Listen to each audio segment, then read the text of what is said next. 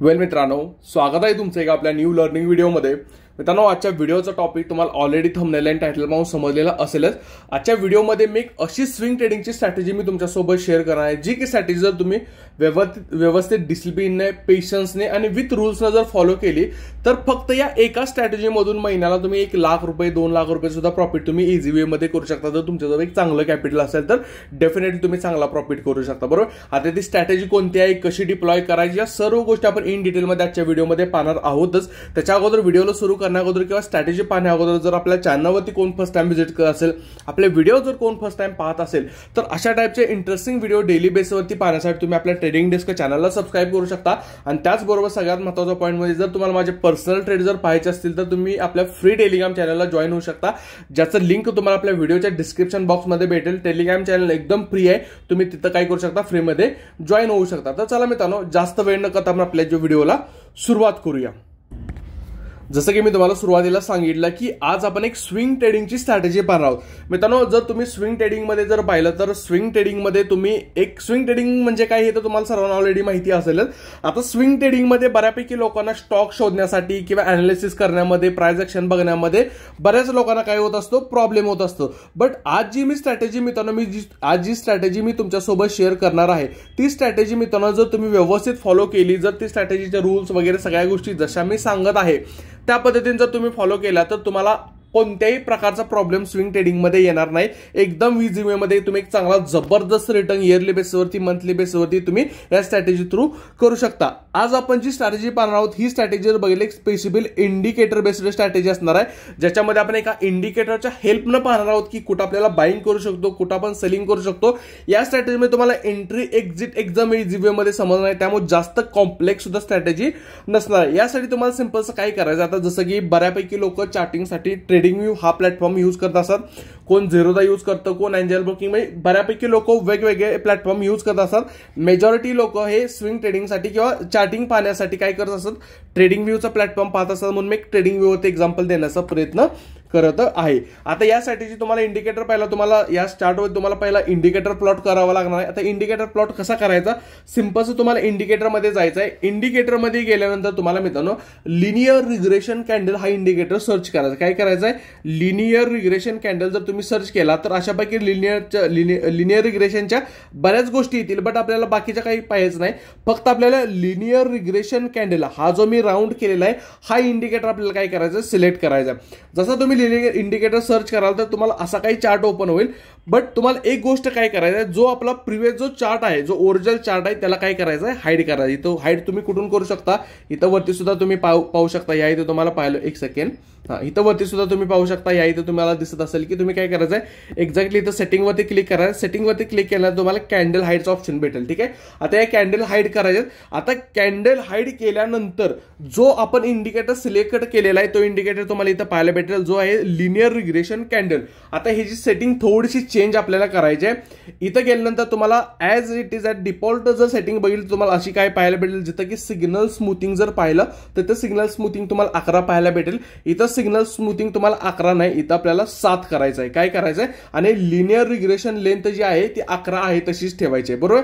त्याच्यानंतर तुम्ही स्टाईलमध्ये गेल्यानंतर इथे तुम्ही कलर वगैरे चेंज करू शकता, जो पाहिजे तो कलर तुम्ही काय करू शकता, तुमच्यासाठी तुम्ही सिलेक्ट करू शकता, चूज करू शकता। जर कुणाला रेड ग्रीन पाहिजे तर रेड ग्रीन, जर तुम्ही पाहिलं तर तुम्ही जेव्हा सिलेक्ट कराल तेव्हा तुमच्या ऑलरेडी डिफॉल्टमध्ये रेड ग्रीनच येईल, पण तुम्हाला तुमच्या चूज नसेल तुम्ही काय करू शकता, इथं जसं की मी आता इथं रेड ब्ल्यू आणि ब्लॅक करून दाखवतो, तुम्हाला समजून जाईल की इथं काय कशा वे मध्ये इथं दिसत आहे, बरोबर। अशा प्रकारे तुम्ही काय करू शकता, तुम्ही सेटिंग याची करू शकता। फक्त लिनियर रिग्रेशनची कॅन्डल जी आहे, सिग्नल स्मूथिंग जो आहे सेटिंगमध्ये, अगेन एकदा मी तुम्हाला दाखवतो। इथं तुम्हाला इनपुटमध्ये गेला, इथं जो तुम्हाला पाहायला भेटतो सिग्नल स्मूथिंग आहे हा फक्त तुम्हाला 7 करायचा आहे, आणि लिनियर रिग्रेशन लेंथ जी आहे ही तुम्हाला आहे तशी 11 ठेवायची। ही सेटिंग फक्त तुम्हाला काय करायची, हलवायची अजिबात नाही। आता हा तर आपला झाला इंडिकेटर, आपण काय केला, प्लॉट केला आपल्या चार्टवरती।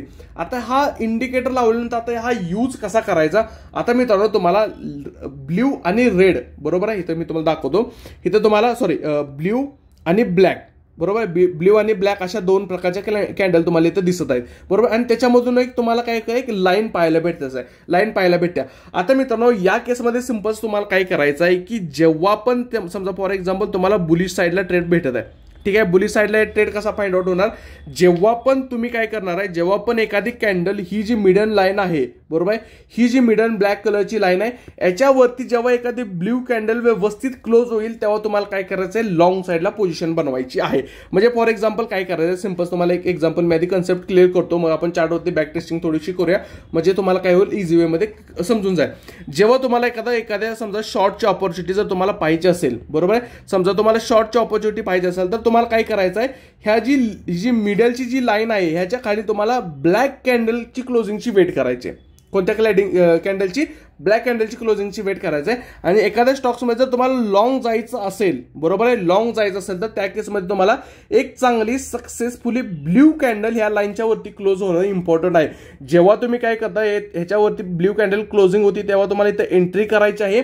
आणि जो प्रिव्हियस स्विंग आहे हा प्रिव्हियस स्विंगला काय करायचं आहे, तुम्हाला स्टॉप लॉस लावायचा. आता बऱ्यापैकी लोकांचा प्रश्न असेल की हा तर एंट्री आणि स्टॉप लॉस तर झाला, बट ह्यामध्ये टार्गेट आपलं काय असणार आहे बरोबर आहे. टार्गेट पण माहिती असलं पाहिजे आपल्याला की बाबा प्रॉफिट बुकिंग कुठं करायचं हे सुद्धा तितकंच इम्पॉर्टंट आहे बरोबर आहे. जसं की आपण एखाद्या ट्रेडमध्ये एंट्री करतो, एक्झिट करतो, त्याचप्रमाणे जर आपण एखाद्या स्टॉक्समध्ये राईट टाइमला जर एक्झिट नाही घेतली तर त्या स्टॉक्समध्ये आपल्याला लॉसेस सुद्धा होऊ शकतो बरोबर आहे. तर सिंपलचं मित्रांनो काय करायचं, फॉर एक्झाम्पल आता ही लाईन आहे बरोबर आहे, अजून करा ही लाईन आहे, ह्या लाईनच्या वरती एक ब्ल्यू कॅन्डल क्लोज झाली, या लेवलला तुम्ही एंट्री घेतली. हा ट्रेड तुम्हाला तोपर्यंत होल्ड करायचा आहे जोपर्यंत एक ब्लॅक कॅन्डल याच्या खाली सक्सेसफुली, एक हेल्दी ब्लॅक कॅन्डल याच्या खाली सक्सेसफुली क्लोज होत नाही. आता मी जेव्हा ब्ल्यू आणि ब्लॅक बोलतोय तेव्हा तुमच्या चार्टवरती तिथं तुम्हाला इंडिकेटरमध्ये तुम्ही ग्रीन आणि रेड तुम्हाला दिसू शकते. ठीक आहे, जेव्हा मी ब्लॅक बोलतोय तेव्हा तुमच्या चार्टमध्ये रेड असू शकते आणि जेव्हा मी ब्ल्यू बोलतोय तेव्हा तुमच्या चार्टमध्ये काय असू शकते, ग्रीन कलरचे असू शकते. ठीक आहे, हे फक्त मी तुम्हाला समजण्यासाठी थोडासा कलर मी काय केलेला आहे ह्याचा चेंज केलेला आहे. समजते आपलं टार्गेट काय असणार आहे, जेव्हा आपण एखाद्या समजा आता इथं या केसमध्ये इथं बघा, इथं तुम्हाला काय झालं, आता या इथं आपल्याला इथं एंट्री भेटली बरोबर, सक्सेसफुल एक कॅन्डल आपली ब्ल्यू कॅन्डल याच्यावरती क्लोज झाली, या लाईनच्या वरती क्लोज झाली. आता जोपर्यंत या स्टॉक्समध्ये आपल्याला अजून एक्झिट भेटलेली आहे का, अजून एक्झिट भेटलेली नाही. आता जेव्हा या स्टॉक्समध्ये एखादी ह्या रेषेच्या खाली, या लाईनच्या खाली एखादी ब्लॅक कॅन्डल जेव्हा क्लोज होईल तेव्हा आपल्याला काय करायचं आहे, त्या ट्रेडमधून एक्झिट करायची आहे. आता तुम्ही याच्यावरती बॅक टेस्टिंग करू शकता. मी बऱ्याच स्टॉक्समध्ये बऱ्याच ठिकाणी याला बॅक टेस्टिंग केलेलं आहे.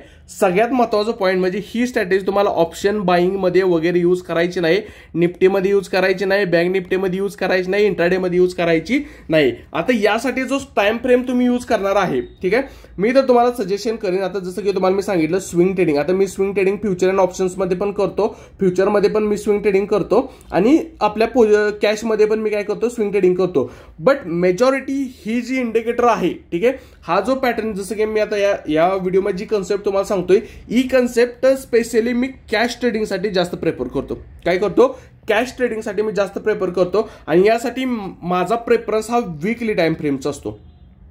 किती टाइम फ्रेमचा असतो, वीकली टाइम फ्रेमचा असतो. वीकली टाइम फ्रेमवरती मी स्टॉक्स फाइंड आउट करतो, त्यामध्ये एंट्री करतो. मंथली बेसिसवरती 2 महिने, 1 महिना, 1.5 महिना, काही स्टॉक्समध्ये 15 दिवसात सुद्धा चांगली मूव्ह भेटते, काही स्टॉक्समध्ये बऱ्यापैकी 2 महिने 3 महिन्यात सुद्धा चांगली मूव्ह भेटते. म्हणजे जेव्हा पण ही स्ट्रॅटेजी तुम्ही वीकली टाइम फ्रेमवर यूज कराल ना मित्रांनो, तुम्ही एका ट्रेडमध्ये कमीत कमी 15 ते 20% मूव्ह आरामशीर कॅप्चर करू शकता.